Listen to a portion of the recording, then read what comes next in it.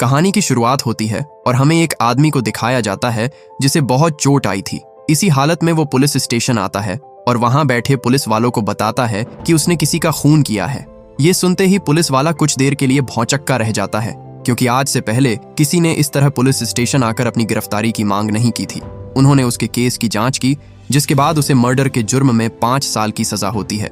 इसके 3 साल बाद हमें एक हाईवे को दिखाया जाता है जहां किसी का बहुत बुरा एक्सीडेंट हुआ था। कुछ लोग ऑफिसर लूक को क्राइम साइट पर ले जाते हैं, जहां उसने देखा कि विक्टिम की कार पूरी तरह चकनाचूर हो गई थी। जब उन्होंने लाश के ऊपर से कपड़ा हटाया तो उसे देखकर ऐसा लग नहीं रहा था कि उसकी ये हालत एक्सीडेंट की वजह से हुई थी। जरूर किसी ने उसका खून किया था। वहां उन्हें एक गन भी मिलती है, पर उससे कत्ल को अंजाम नहीं दिया गया। लाश पर कई चोटों के निशान पाए गए थे और ये कार क्रैश के निशान तो बिल्कुल नहीं लग रहे थे। फोरेंसिक डॉक्टर ने उस लाश को देखकर बताया कि उसकी पसलियां और सीने की हड्डियां टूटी हुई है। शरीर पर कहीं काटने के निशान नहीं है, पर इसके गर्दन की हड्डी और सांस की नली में फ्रैक्चर है। ये मारने पीटने के निशान है। जिस किसी ने भी उसका कत्ल किया है वो अच्छे से जानता है कि शरीर के किस हिस्से पर हमला करने से इंसान की मौत हो सकती है। उन्हें वहां एक स्टैंप भी मिलता है जो कातिल निशानी के तौर पर वहां छोड़ गया था। इसके बाद हम जैक को देखते हैं, जो अभी तक जेल में अपनी सजा काट रहा है। उनकी जेल में एक नया कैदी आया था जिससे जैक की बहुत बनती थी, पर जेल के बाकी कैदी उसे पसंद नहीं करते थे। उस दिन भी वो कैफेटेरिया में उसे परेशान करते हैं और उसे धमकाते हुए कहते हैं कि बुढ़े, आइंदा इस बेंच पर दोबारा बैठा तो तेरी टांगे तोड़कर उसे कहीं बैठने लायक नहीं छोड़ेंगे। वो कैदी भी पीछे हटने वाला नहीं था, लेकिन बात और बिगड़े उससे पहले ही जैक तुरंत बीच में आकर झगड़ा रोक देता है। इसी बीच जैक की नजर टीवी पर पड़ती है, जिसमें कल रात हुए मर्डर की न्यूज चल रही थी। न्यूज देखते ही जैक तुरंत गार्ड के पास आता है और कहता है कि उसे किसी से बात करनी है, पर गार्ड बोला पहले फॉर्म भर दो, उसके बाद देखेंगे। लेकिन जैक ने न्यूज में कुछ ऐसा देख लिया था कि उसका फौरन किसी से बात करना जरूरी था। पर कई बार रिक्वेस्ट करने पर भी जब वो नहीं माना तो जैक के पास उससे अपनी बात मनवाने का सिर्फ एक ही तरीका बचता है। वो अपनी सेल में वापस आया और कैदियों को बुरी तरह पीटने लगा। देखते ही देखते जेल में हड़कंप मच जाता है। खतरनाक कैदियों के झुंड ने जैक को चारों तरफ से घेर लिया और सब एक साथ उस पर टूट पड़े। पर अकेला होने के बावजूद जैक उन्हें बहुत मारता है। वो किसी को नुकसान नहीं पहुंचाना चाहता था, पर जब उनके लीडर ने जैक के सर पर एक भारी भरकम लोहा दे मारा तो जैक की आंखों में ऐसा गुस्सा भड़क गया जैसा उन्होंने पहले कभी नहीं देखा था। वो लीडर के हाथ पैर तोड़ देता है और उसका आखिरी वार उसकी जान भी ले सकता था, पर जैक खुद को रोक लेता है, क्योंकि उसने कसम खाई थी कि वो किसी की जान नहीं लेगा। जल्द ही गार्ड्स ने उसे काबू में कर लिया, पर वो लगातार यही मांग करता रहा कि उसे ऑफिसर लूक से मिलना है।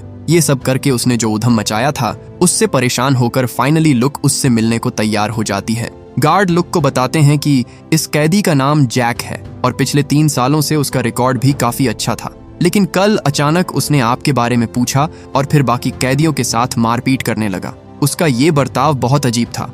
जब लुक उससे मिलने गई तो जैक उससे कहता है कि मैडम, मैंने जिन कैदियों को मारा मैं उन्हें कुछ देना चाहता हूँ। अगली बार जब आप आएंगी तो मैं आपको उसके पैसे चुका दूंगा। वो चाहता था कि उन सबको एक एक सिगरेट के पैकेट्स मिले, क्योंकि इसमें उनकी कोई गलती नहीं थी। पर लुक कहती है कि तुम्हें क्यों लगता है मैं फिर यहाँ आऊंगी? तुम जानते हो कि कातिल कौन है? जिस पर जैक उसे बताता है कि कल रात जिस आदमी का मर्डर हुआ मैं उससे कभी बॉक्सिंग रिंग में लड़ा था। वो एक अच्छा बॉक्सर था। उसे नहीं पता कत्ल किसने किया है, पर वो ये जानता है कि कातिल क्या सोच रहा है, और अभी तो ये बस शुरुआत है, वो फिर किसी को मारेगा। उसका मानना था कि वो ये सब बेवजह नहीं कर रहा, यकीनन इसके पीछे उसका कोई मकसद है। अगर कोई और बात होती तो वो उसे सीधा गोली भी मार सकता था, पर हम दोनों जानते हैं कि उसे कितनी बेरहमी से मारा गया है। निहत्थे किसी को मारना अजीब बात है। जरूर वो कोई साइकोपैथ है। मैं आपकी मदद कर सकता हूँ, बस मुझे यहाँ से निकालिए। पर लुक के लिए इतनी वजह काफी नहीं थी। वो कहती है तुम्हें कुंफू आता है, इसका मतलब ये नहीं कि तुम मेरी इस केस में मदद कर सकते हो। मैं तुम पर क्यों भरोसा करूं? वो उठकर वहां से जाने लगती है, पर तभी जैक कुछ लोगों के नाम लेने लगा। वो कहता है उसका अगला शिकार इन्हीं 8 लोगों में से कोई एक होगा। लुक उसकी बातों पर यकीन नहीं करना चाहती थी, पर उसे अब तक इस केस से रिलेटेड कोई पुख्ता सबूत नहीं मिले थे, इसलिए वो अपने लोगों को उन 8 लोगों की डिटेल्स निकालने को कहती है। वहीं हम उस सीरियल किलर को देखते हैं जो अपने अगले मर्डर की प्लानिंग कर रहा था। वो दीवार पर किसी का नाम लिखता है और आज रात वो उसी को मारने वाला था। इसके बाद हमें एक जाने माने मूर्तिकार को दिखाया जाता है जो देर रात रुककर अपने अधूरे काम को पूरा कर रहा था। ये मूर्तिकार 10 साल पहले पूरे एशिया में किकिंग का चैंपियन था। वो किसी को भी हरा सकता था, पर कुछ वक्त बाद वो रिटायर हो गया और एक आर्टिस्ट बन गया। वो अपना काम कर ही रहा था कि तभी उसने एक आदमी को देखा जो बिना उसकी परमिशन के अंदर घुस आया था। उसने कहा नीचे उतर जाओ वरना बहुत पछताओगे। पर वो आदमी उसे अपना नाम वोंग बताता है और कहता है कि मैं आज तुमसे फाइट करूंगा और जो हारेगा वो मरेगा। आर्टिस्ट उससे लड़ना नहीं चाहता था, पर जब उसने उसकी मूर्ति तोड़ दी तो पानी सर के ऊपर चला गया। उसने वोंग के चैलेंज को एक्सेप्ट कर लिया, जिसके बाद दोनों में जबरदस्त फाइट होती है। आर्टिस्ट देखता है कि उसका एक पैर छोटा था, पर अपाहिज होने के बावजूद भी वो अच्छा लड़ रहा था। वो वोंग पर कई जानलेवा वार करता है, पर वोंग ने उसकी एक टांग तोड़ दी, जिससे वो लंगड़ा हो जाता है, और आखिर में उसने एक डेडली किक से उसकी गर्दन तोड़ दी, जिससे उसकी मौत हो गई। उधर लुक जैक के बारे में सारी डिटेल्स निकलवाती हैं। पता चला कि 3 साल पहले उसका एक मार्शल आर्ट्स स्कूल था, यहाँ तक कि उसने पुलिस वालों को भी मार्शल आर्ट्स सिखाया था। पर एक दिन उसके हाथों एक कत्ल हो गया और उसे 5 साल की सजा हुई। वो उसके बारे में और जान पाती कि तभी उसे पता चला कि शहर में एक और मर्डर हुआ है। जैक का अंदाजा एकदम सही था। मरने वाला शख्स उन्हीं 8 लोगों में से था जिनके उसने नाम लिए थे। वो तुरंत जैक से मिलने जाती है और उसे बताती है कि एक और की मौत हो गई है, पर जैक इसके बारे में पहले से जानता था। वो ये भी जानता था कि उसकी मौत जानलेवा किक की वजह से हुई है। लुक पूछती है, लेकिन तुम्हें ये सब कैसे पता? जिस पर जैक ने उसे बताया कि उसकी किक बहुत मशहूर थी, उसका कत्ल किक मार कर किया गया। पहले वाला एक अच्छा बॉक्सर था, मुक्के मार मार कर उसका कत्ल किया गया। आगे की जानकारी वो तब तक उसे नहीं बताने वाला था जब तक वो उसे जेल से नहीं निकालती। इतनी कोशिशों के बाद भी अभी तक उन्हें कत्ल की वजह पता नहीं चल पाई थी।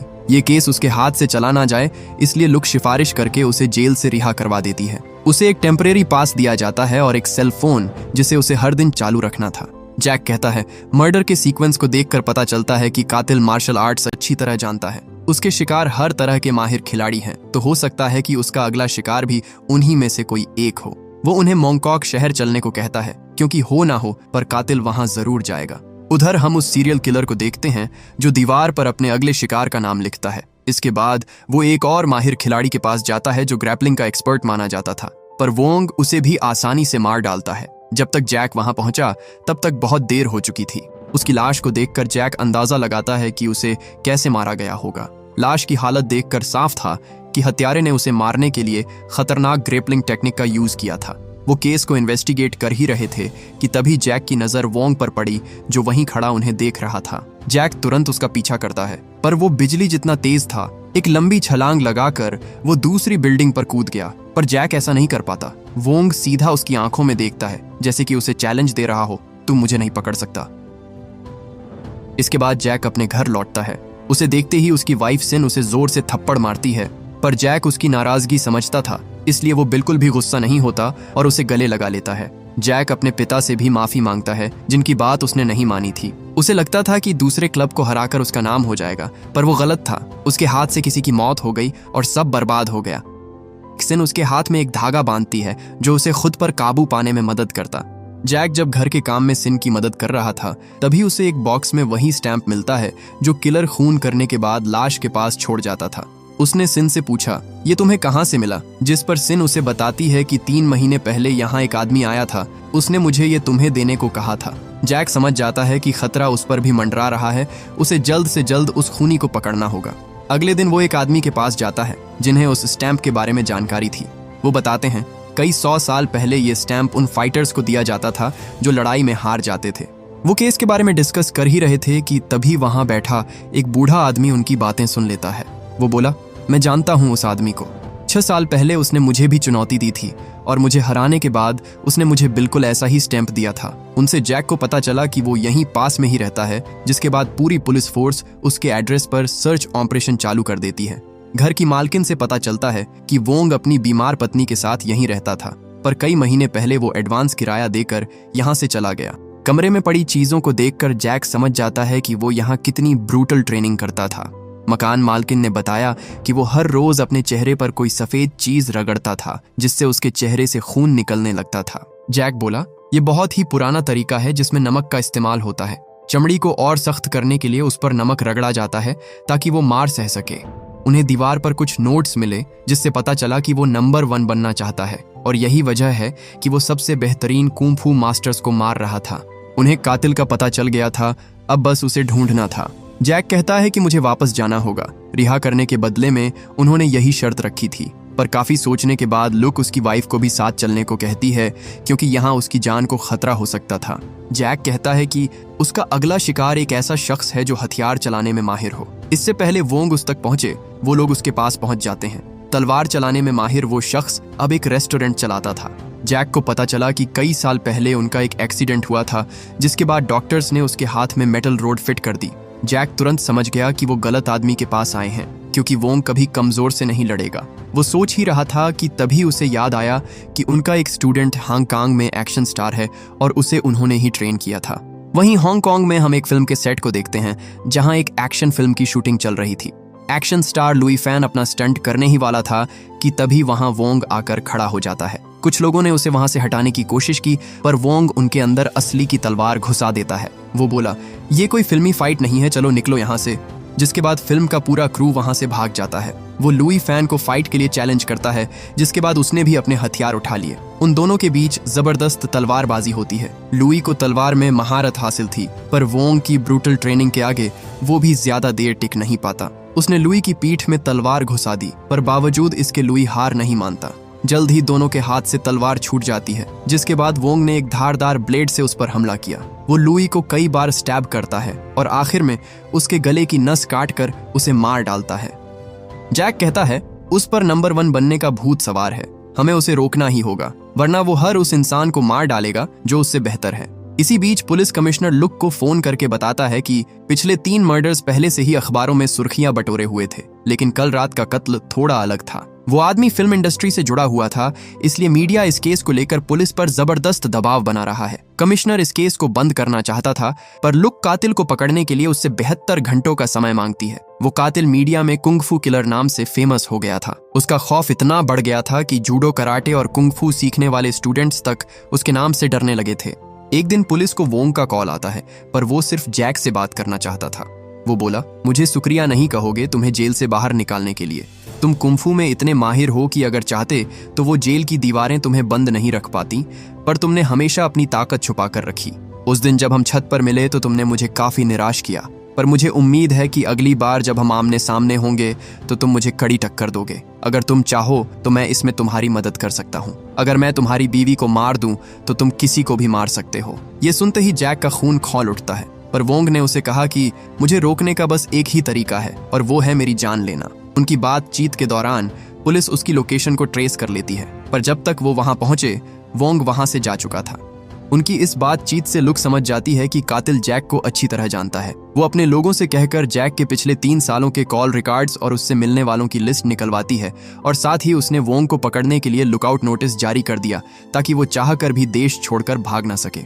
फोरेंसिक रिपोर्ट से उन्हें पता चला कि जो नमक वोंग अपने चेहरे पर रगड़ता था वो एक छोटे से गांव से लाया गया था। वो जल्दी से उस गांव में जाते हैं और उन्होंने फाइनली उसका घर ढूंढ निकाला। लुक कहती है कि उस पर कोई गुनाह साबित नहीं हुआ है, उस पर सिर्फ शक है, इसलिए उस पर गोली मत चलाना। पुलिस फोर्स उसके घर में आती है, पर काफी ढूंढने के बाद भी उन्हें वहां कोई नहीं मिलता। उसकी वाइफ की अस्थियों के पास पड़े ताजे फूलों को देखकर लुक समझ जाती है कि बहुत ज्यादा चांसेस है कि कल वो यहाँ आए, क्योंकि कल उसकी पत्नी का जन्मदिन था।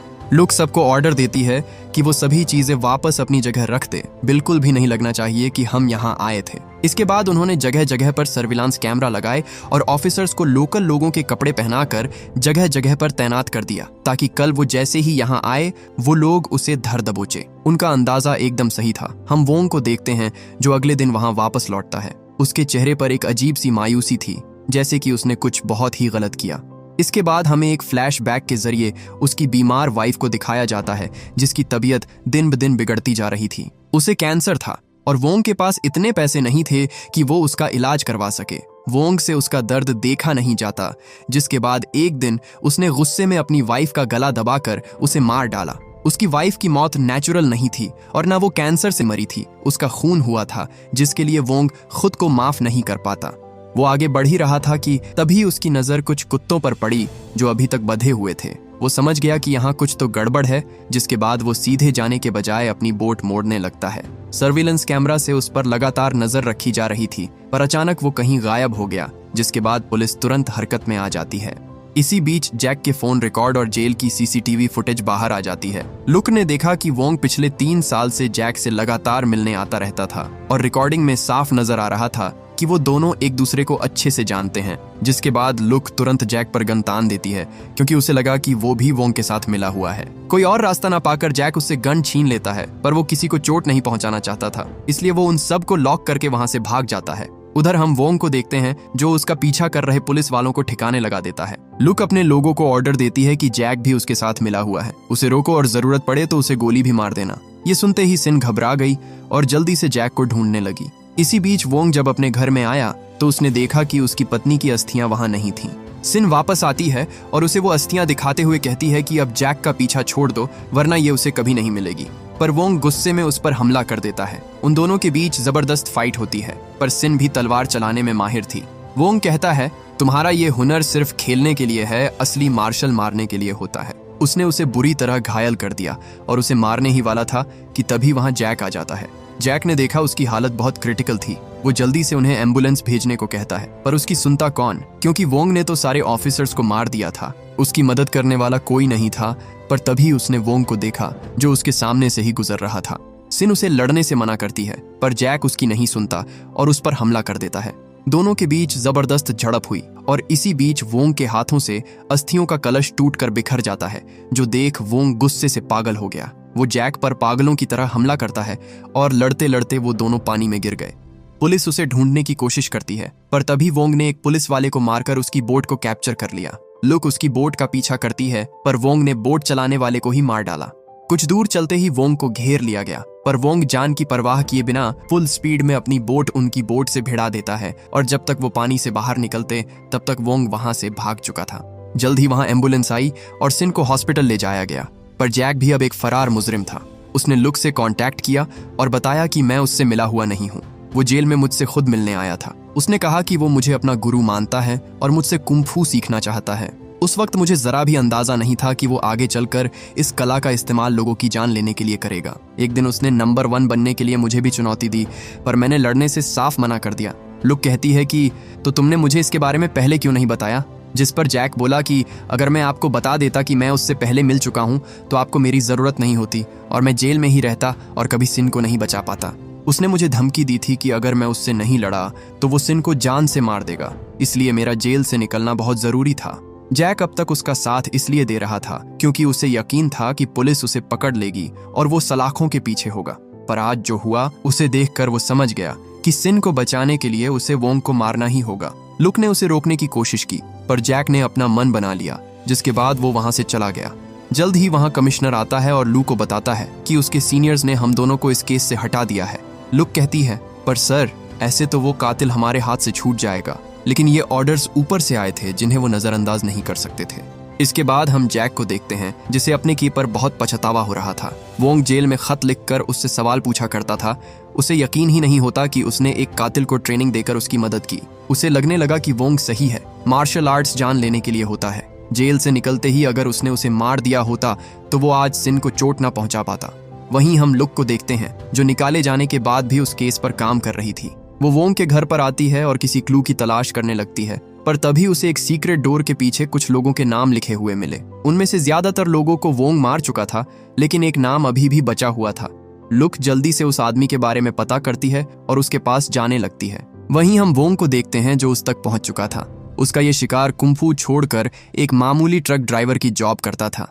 वोंग उसकी ट्रक का पीछा करता है और उसके सामने आकर खड़ा हो जाता है, पर उसके आगे जो हुआ उसे उसकी बिल्कुल भी उम्मीद नहीं थी। ट्रक से जैक बाहर आता है जिसने उस आदमी को पहले ही खतरे के बारे में आगाह कर दिया था। वोंग बोला, मुझे देखकर तुम भागे नहीं, इसका मतलब तुम लड़ने के लिए तैयार हो। मैं तुम्हारा यही रूप तो देखना चाहता था। दोनों एक दूसरे के सामने आकर खड़े हो जाते हैं और वोंग के हाथों की चमड़ी देखकर साफ पता चल रहा था कि ये लड़ाई आसान नहीं होने वाली थी। दोनों में फाइट शुरू होती है और वोंग उस पर एक के बाद एक कई जानलेवा वार करता है, पर वो जैक को छू तक नहीं पा रहा था। वो शुरू में कोई जवाबी हमला नहीं करता, बस उसके लड़ने के तरीके को ऑब्जर्व करता है। लेकिन वोंग में उतना सब्र नहीं था, इसलिए वो अपने हमले की रफ्तार दोगुनी कर देता है। उसने जैक पर कई घातक वार किए, जिसके बाद उसे भी लड़ना पड़ता है। वोंग ने उसकी ग्रैपलिंग तकनीक उसी के खिलाफ इस्तेमाल की, पर वो किसी मछली की तरह उसके हाथों से फिसल जा रहा था। इसके बाद जैक ने उसे बहुत पीटा और एक जोर की किक मारकर दूर फेंक दिया, जिससे वोंग एक चलती ट्रक के नीचे कुचला ही जाने वाला था कि एंड मौके पर जैक ने उसे पीछे खींच लिया, क्योंकि वो उसे अपने हाथों से मारना चाहता था। खुद को हारता देख वोंग वहां से भागने लगता है, पर जैक ने उसका पीछा नहीं छोड़ा। कुछ दूर आते ही उन दोनों में फिर से फाइट होती है। वोंग इस लड़ाई में बुरी तरह थक गया, पर तभी जैक के हाथ से उसका बांस छूटकर नीचे गिर जाता है। दोनों रोड के दूसरी ओर खड़े थे और उनके बीच से कई गाड़ियां गुजरती हैं, जिससे वोंग को आराम करने का मौका मिल गया, जो जैक के लिए सही नहीं था। रोड क्लियर होते ही वोंग निहत्थे जैक को उसका बांस वापस कर देता है, जिसके बाद उन्होंने फिर से लड़ना शुरू किया। वोंग को सारी टेक्निक्स उसी ने सिखाई थी, इसलिए वोंग उसे इतनी आसानी से नहीं मार पा रहा था जितना कि उसने अपने बाकी अपोनेंट्स को मारा था। लड़ते लड़ते वो थक जाता है और इसी मौके का फायदा उठाकर जैक ने उसे एक जोर की लात मारी। इसके बाद वो अपने दोनों हाथों से उसकी खोपड़ी पर मारता है, जिससे वोंग एकदम से सुन्न पड़ गया। पर वो बस यही नहीं रुकता, वो वोंग को पागलों की तरह लगातार पीटता रहता है और आखिर में एक घातक पंच से उसे जमीन पर ढेर कर देता है। जैक उसे मारने ही वाला था कि तभी वोंग ने रहम की भीख मांगते हुए हार मान लेता है। वो बोला, जरा देखो अपने आप को, इसी जैक को तो देखने का मैं इंतजार कर रहा था, आ जाओ मार डालो मुझे। जैक उस धागे को देखता है जो सिन ने उसे खुद पर काबू करने के लिए पहनाया था, पर अब उस पर खून लगा देख उसे खुद से नफरत होने लगती है। जैक ने उसे मारने से मना कर दिया। वोंग मौका पाकर वहां से भागने की कोशिश करता है, पर जैक ने उसकी टांग पकड़कर उसे नीचे गिरा दिया। दोनों अब रोड के बीचों बीच पड़े हुए थे। उनके ऊपर से कई गाड़ियां जाती हैं और इसी का फायदा उठाकर वोंग ने उस पर हमला कर दिया। वो जैक को अपने साथ लेकर मरना चाहता था, पर जैक ने उसे उठाकर दूर फेंक दिया।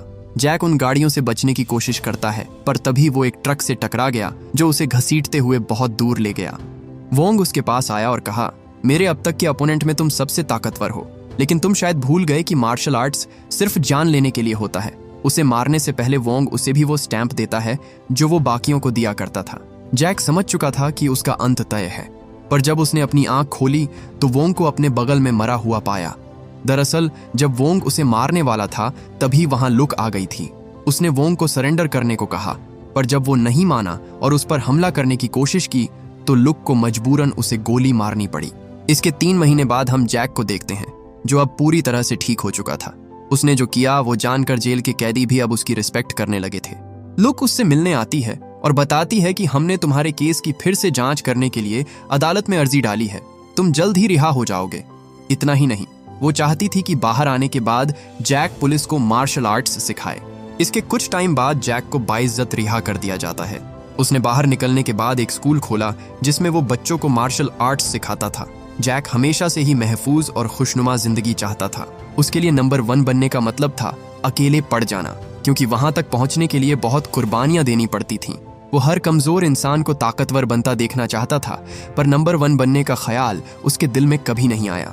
इसी के साथ ये मूवी यहीं खत्म हो जाती है। उम्मीद करता हूं कि ये कहानी आपको पसंद आई होगी। Thank you for watching.